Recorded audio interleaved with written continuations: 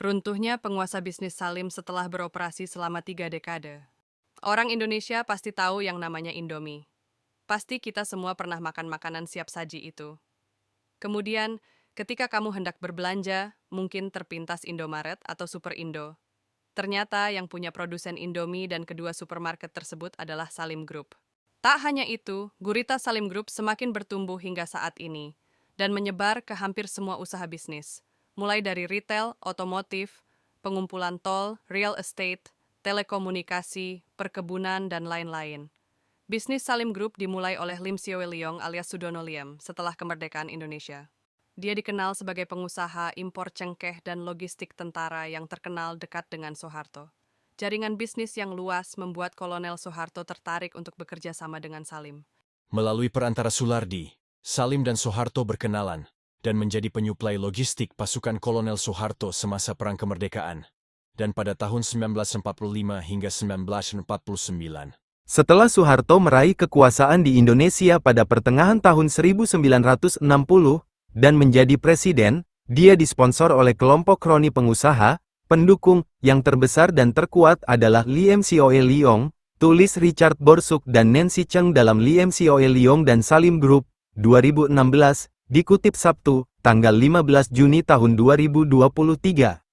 Selama 3 dekade kekuasaan Soeharto, keduanya terlibat dalam relasi yang saling menguntungkan. Soeharto melindungi Liem dan memastikan bisnisnya berjalan lancar, sementara Liem menyuplai dana kepada Soeharto, keluarga, dan kroni lainnya melalui kerajaan bisnis Salim Group.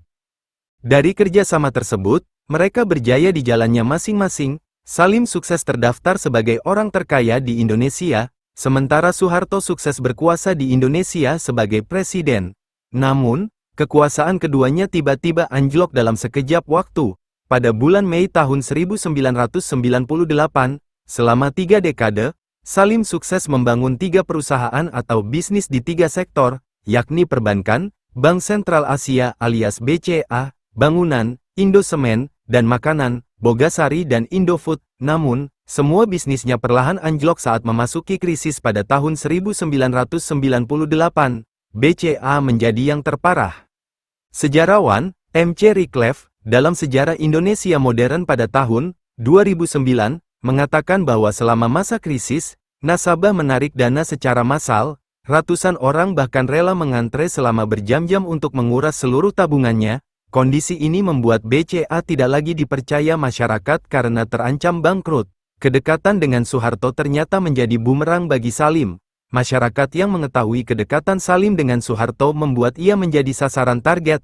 Hal ini terjadi setelah unjuk rasa yang menjadi kerusuhan rasial pada tanggal 13 Mei tahun 1998. Setelah kerusuhan reda dan Soeharto lengser, BCA mengalami kerugian parah. Tercatat, sebanyak 122 cabang rusak parah.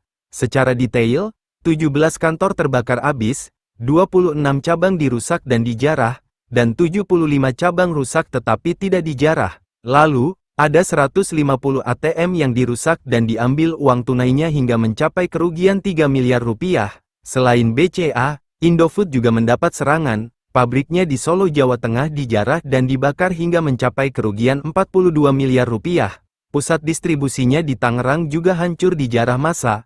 Hanya Indosemen yang masih bisa bertahan.